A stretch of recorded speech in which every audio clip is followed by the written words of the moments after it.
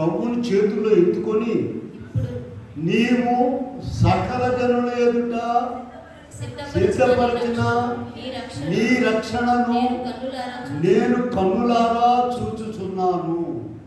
రక్షణ అంటే ఎవరండి? ప్రభువేనండి.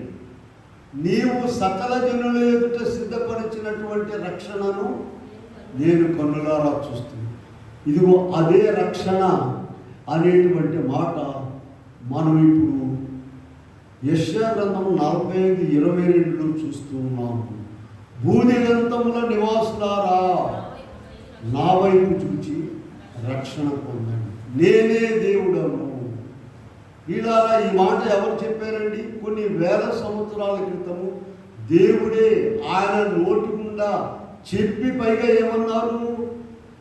అది వ్యర్థము కానేరదు.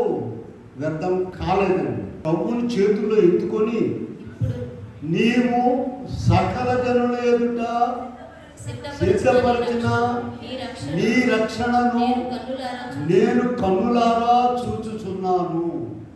రక్షణ అంటే ఎవరండి? ప్రభువేనండి. నీవు సకల జనుల ఎదుట సిద్ధపరిచినటువంటి రక్షణను నేను కన్నులారా చూస్తున్నాను.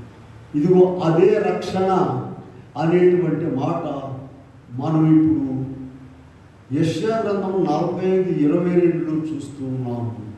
భూదిగంతముల నివాసులారా నా వైపు చూచి రక్షణ పొందండి, నేనే దేవుడను.